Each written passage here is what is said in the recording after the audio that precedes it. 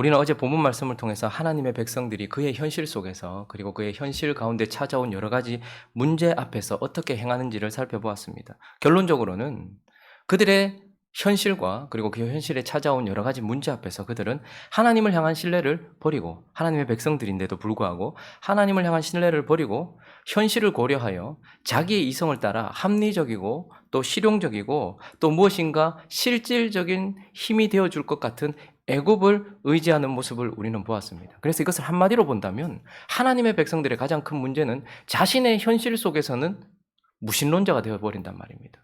자신의 현실 가운데 찾아온 여러 가지 현실적 문제 앞에서는 무신론자처럼 행한단 말입니다. 하나님을 의지하지 아니하고 이 땅의 것을 의지하거나 자기의 생각대로 행하는 실질적 무신론자가 되어버리는 하나님의 백성들의 모습을 살펴보았습니다.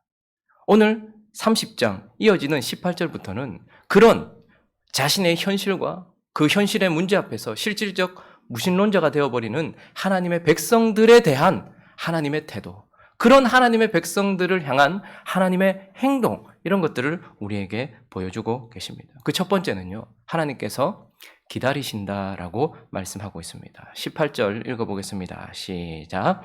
그러나 여호와께서 기다리시나니 이는 너희에게 은혜를 베풀려 하심이요 일어나시리니 이는 너희를 긍휼히 여기려 하심이라. 대저 여호와는 정의의 하나님이시라. 그를 기다리는 자마다 복이 있도다.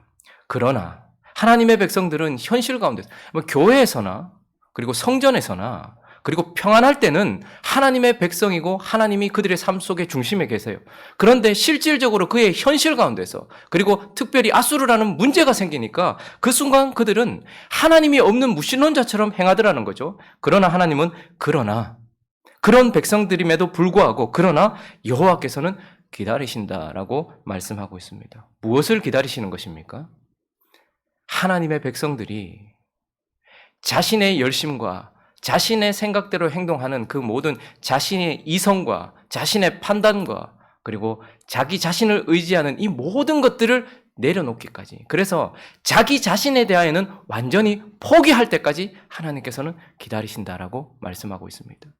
자신의 이성을 따라 행동하는 그 행동을, 자신의 감정을 따라 움직이는 그것을, 잘못된 것을 판단했음에도 불구하고 자신의 수고를 들이고 대가를 들여서 의지를 들여서 행동하고 있는 그 자기 자신을 의지하는 그 모든 것들, 자기에 대한 절망을 하기까지 하나님은 기다리신다라고 말씀하시고, 또 하나님의 백성들이 자기에 대한 포기에서 그치는 것이 아니라 이렇게 되면 절망으로 끝나요. 그러나 그때에 하나님에 대한 믿음으로 나오기까지, 나를 포기하고 나는 죽고 내 안에 예수가 살고, 나는 포기하고 내 안에 하나님이 사는, 나는 죽고 나는 포기되고 하나님만 서는 그 믿음으로 나 자신이 나오기까지 하나님은 기다리십니다. 그래서 믿음의 조상 아브라함에게 있어서 그 삶 속에 하나님께서 가장 많이 하신 것이 무엇입니까? 75세에 하나님이 그를 부르셨어요. 그리고 그의 인생 전체에 하나님께서 그에게 가장 많이 하신 것이 무엇입니까? 기다리신 것입니다. 아브라함에게 무엇을 기다리신 것입니까?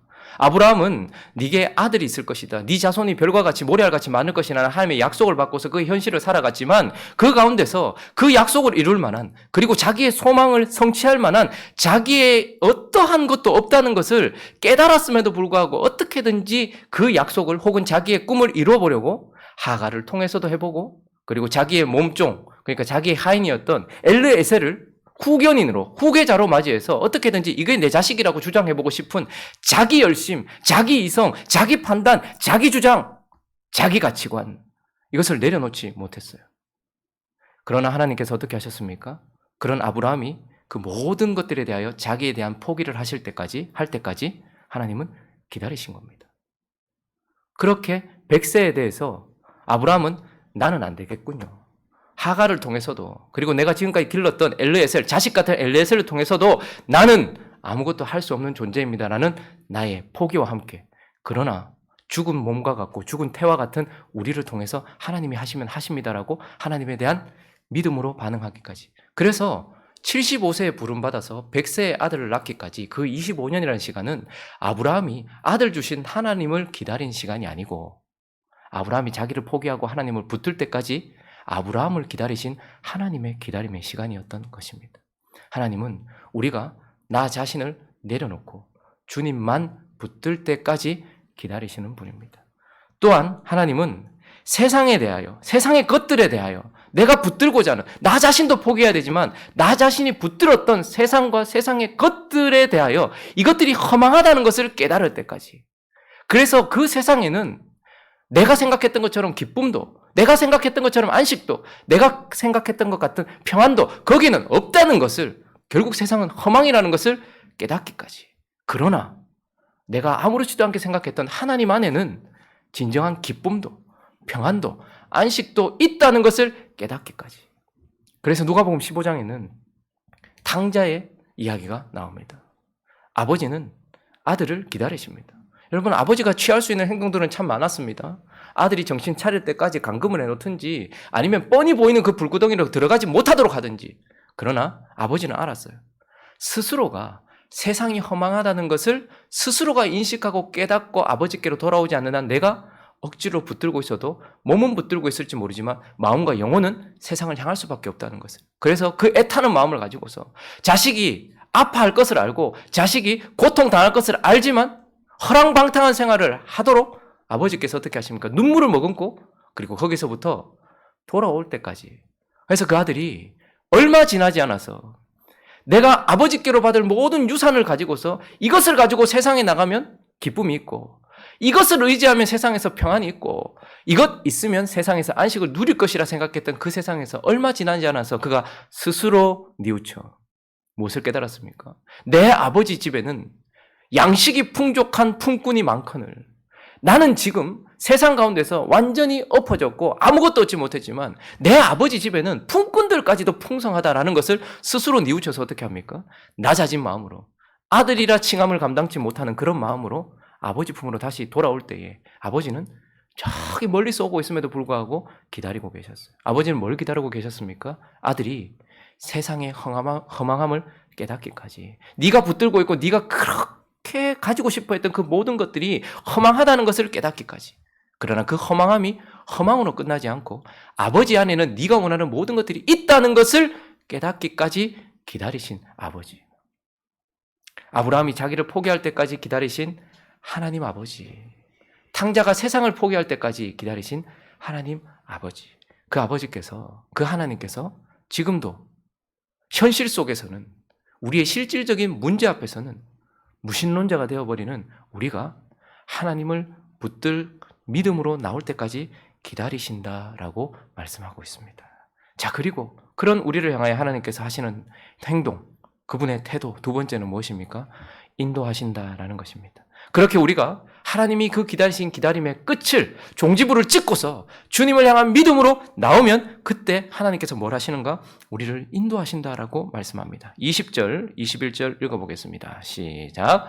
주께서 너희에게 환난의 떡과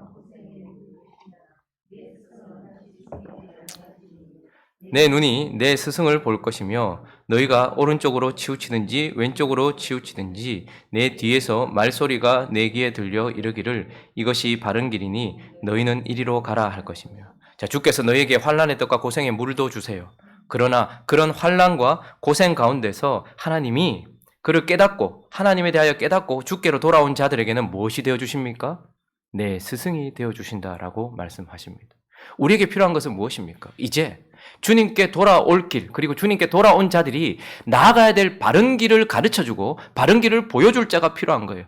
그런 하나님께 돌아와 하나님을 붙든 하나님의 사람, 하나님의 기다림에 만족시킨 사람들에게 하나님은 내 스승이 되어주셔서 내 눈이 내 스승을 볼 것이다.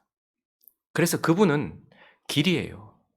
진리예요. 생명이에요. 그래서 그분이 우리의 스승이 되어주셔서 우리를 인도하여 주신다. 그래서 내 눈이 그분을 통하여서, 그분이 보내신 사람들을 통하여서, 그분이 보내신 환경들을 통하여서, 그분이 보내신 책을 통하여서, 그분이 보내신 모든 것들을 통하여서 내 눈이 그를 보게 되고 내 귀가 오른쪽으로 치우치기 쉽고 왼쪽으로 치우치기 쉬운, 그리고 아무 소리도 듣지 않고 직진하려고 하는 우리 앞에서 뒤에서 말소리가 내 귀에 들려 이르기를 이것이 바른 길이라고 우리를 가르쳐 주시는, 이리로 가라라고 가르쳐 주시는, 우리를 인도하시는 하나님이시다라고 말씀하고 있는 것입니다. 하나님은 우리를 기다리시고 그 기다림에 부응한 자들을 그때서부터 하나님은 우리를 주의 길로, 오직 한 길로, 바른 길로, 의의 길로, 평강의 길로, 안식의 길로 인도하신다라고 말씀하고 계십니다. 그리고 세 번째, 그분은 우리를 회복하신다라고 말씀하고 계십니다.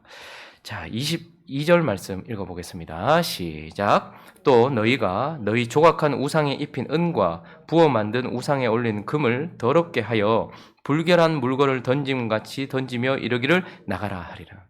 하나님께서 우리를 인도하실 뿐만 아니라 그 인도해 가시는 동안, 하나님의 길을 걷는 동안 우리에게 일어나는 놀라운 변화는 무엇이냐면 회복이에요. 우리 영혼의 여러분, 그냥 사람들은 길을 가고 그 길에서 아름다운 풍경을 보고 그리고 자기가 원했던 목적지에 다다라는 것, 이게 길의 모든 것입니다. 그러나 하나님이 우리에게 주신 길은 걸어가면 그 길을 걷는 동안 회복이 일어나는데, 우리 영혼의 가장 큰 문제는 더러움이에요. 우상을 우상으로 여기지 않고 신으로 여기며 더러움을 더러움으로 여기지 않고 좋은 것으로 여긴다는 거예요. 그런데 그 길을 걸어가는 동안 우리를 또한 회복하신다는 거예요. 그래서 영혼의 더러움으로부터 우리를 회복하십니다. 그리고 26절도 읽어볼까요? 26절 시작. 여호와께서 자기 백성의 상처를 싸매시며 그들의 맞은 자리를 고치시는 날에는 달빛은 햇빛 같겠고 햇빛은 7배가 되어 7날의 빛과 같으리라. 우리 영혼의 문제는 더러움, 그리고 또 하나는 상처입니다. 우리 영혼의 상처. 그런데 하나님께서 우리를 회복하실 때에 영혼의 더러움으로부터도 우리를 회복하시지만 영혼의 상처로부터도 우리를 회복해 주십니다. 그래서 우리는 받았던 상처를 싸매시는 하나님을 만나게 되고 경험하게 될 것입니다. 맞은 자리를 고치시는 그런 하나님을 경험하게 되는 것입니다. 그래서 달빛같이 희미했던 그 빛이 햇볕같이 되어지고 하나님의 은혜와 축복의 역사가 하루 햇볕보다 7배나 더하는 완전한 축복의 시간 속에서 그 빛이, 여호와의 빛은 치료하는 광선이 되어서 7배나 더한 빛이 되어서 우리의 상처를 싸매어주시고 맞은 자리를 고쳐주시는, 우리를 회복하시는 하나님이다라고 말씀하고 있는 것입니다. 자, 그리고 하나님은 기다리신 하나님의 그 기다림에 부응한 하나님의 백성들을 인도하시고 그 길 위에서 우리를 회복하세요. 그래서 우리는 예수를 뭐라고 부릅니까? 선생 혹은 뭐라고요? 주. 그러니까 예수 그리스도는 우리를 인도하시는 선생이 되기도 합니다. 그러나 이 세상에 많은 스승은 있어요. 그러나 우리를 고치는 주는 없어요. 예수 그리스도는 선생이시요 또한 주가 되십니다. 그리고 마지막으로 네 번째, 하나님은 해결하신다라는 것을 보게 되어집니다. 하나님은 해결하신다. 자, 31절, 32절 말씀 읽어보겠습니다. 시작. 여호와의 목소리에 앗수르가 낙담할 것이며 주께서는 막대기로 치실 것이라. 여호와께서 예정하신 몽둥이를 앗수르 위에 더하실 때마다 소고를 치며 수금을 탈 것이며 그는 전쟁 때에 팔을 들어 그들을 치시리라. 이스라엘 백성들, 하나님의 백성들에게 가장 큰 실질적인 문제가 앗수르입니다. 그런데 이제 드디어 하나님께서 기다리신 하나님이, 인도하신 하나님이, 회복하신 하나님이 이제 그들의 실질적인 문제인 앗수르의 손을 대시기 시작하시고 아수르를 심판하기 시작하시고 아수르를 몰아내기 시작하시고 아수르를 완전히 제거해 주시는 해결, 우리의 실질적인 문제를 해결하시는 하나님이시다라고 말씀하고 있는 것입니다. 지금 우리 아수르는 무엇입니까? 코로나? 혹은 정부의 지침? 혹은 교회의 무지함? 혹은 이런 것들입니까? 그리고 내 개인적인 삶의 앗수르는 무엇입니까? 경제적인 문제입니까? 관계의 문제입니까? 혹은 부모 자식 간의 어떤 그런 여러 가지 어려움들입니까? 건강의 문제입니까? 어쨌든 이 모든 앗수르 또한 하나님께서 어떻게 하신다는 거예요? 해결하신다라고 말씀하고 있는 것입니다. 말씀을 정리해 보겠습니다. 현실 속에서는, 여러분, 교회에서는 안 그래요. 그리고 평안할 때는 안 그런데 조금 세상으로 나가고 우리의 현실 속에서는, 그리고 큰 문제, 실질적으로 우리를 어렵게 만드는 큰 문제 앞에 서면 하나님의 백성들이 무신론자가 되어버립니다. 그런데 그런 하나님의 백성들에 대해서 하나님은 뭐 하신다고요? 오늘 그분의 태도를 우리는 지켜볼 필요가 있습니다. 그분은 그런 우리지만, 그러나 우리가 하나님만 붙들고, 나를 포기하고 하나님만 붙들고 세상의 것들을 포기하고 하나님만 믿음으로 신뢰하기를 기다리고 계시고, 그런 자들을 인도하시고, 그리고 인도하시는 가운데 그 길 위에서 우리를 회복하시고, 그리고 우리의 문제도 해결해 주시는 하나님이다라고 말씀하세요. 그런데 우리는 이런 하나님 앞에 또 반대로 구할 때가 얼마나 많은지, 그런 우리는 반대를 기대하고 구할 때가 얼마나 많은지, 우리는 먼저 아수로부터 해결해 달라고 하나님께 기도합니다. 문제부터 해결해 주십시오. 이렇게 기도하죠. 그리고 또 우리는 어떻게 합니까? 나의 삶부터 회복시켜 주시고, 나의 삶부터 회복시켜 주시고, 그리고 나를 인도해 주시고, 그러면 내가 하나님께 가겠습니다. 우리는 반대로 기도하고 바라고 기대할 때가 얼마나 많은지 모르겠습니다. 하나님은 우리가 먼저 하나님을 믿음으로 붙들길 기다리세요. 그렇게 되면 그때부터 우리가 인도함을 받고 회복함을 받고 또 어떻게 됩니까? 우리는 해결함을 받아요. 그런데 우리는 자꾸 해결부터 해주십시오. 그리고 나를 회복부터 시켜주세요. 그리고 인도하시면 따라갈게요. 그렇게 따라가서 결국 내가 하나님을 믿어보겠습니다라고 반대로 기도할 때가 많다는 것입니다. 그러니 우리는 기억해야 합니다. 오늘 처음 30장 18절 말씀 다시 한번 읽어볼까요? 중요한 것은 이것입니다. 우리의 소망은 어디에 있는가? 읽습니다. 시작. 그러나 여호와께서 기다리시나니 이는 너희에게 은혜를 베풀려 하심이요 일어나시리니 이는 너희를 긍휼히 여기려 하심이라. 대저 여호와는 정의의 하나님이시라. 그를 기다리는 자마다 복이 있도다. 그럼 소망은 어디에 있습니까? 오늘 기다림이라는 단어 안에 있다는 것을 보게 됩니다. 하나님이 우리를 기다리신다는 것에 소망이 있습니다. 그러나 실질적인 소망은 저기 뭐라고 말합니까? 그를 기다리는 자마다 우리의 기다림에 있다고 말해요. 그런데 무엇을 기다린다고 말합니까? 하나님의 기다림에 근본적인 소망이 있어요. 그러나 실질적인 소망은 우리가 그를 기다릴 때, 우리는 해결을 기다리는 게 아니에요. 우리는 회복을 기다리는 게 아니에요. 우리는 길을 기대하는 게 아니에요. 우리는 그를 기다리는 자마다 복이 있다는 이 말씀을 마음에 붙들어야 될 것입니다.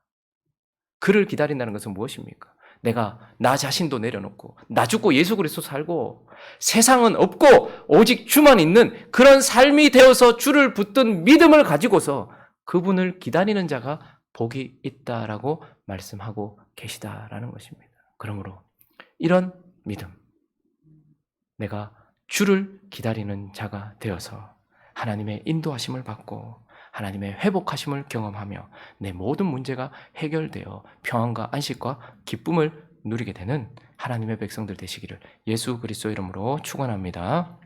같이 한번 기도하겠습니다. 하나님께서 기다리십니다. 뭘 기다립니까? 아브라함은 아들을 기다리는 것 같았지만 그러나 기다리지 않았어요. 25년이라는 시간은 아브라함이 하나님을 기다린 시간이 아닙니다. 하나님이 아브라함을 기다린 시간이었습니다. 어쩌면 아브라함의 후손인 우리도 지금 똑같은 하나님을 기다리게 만들고 있는지 모르겠습니다.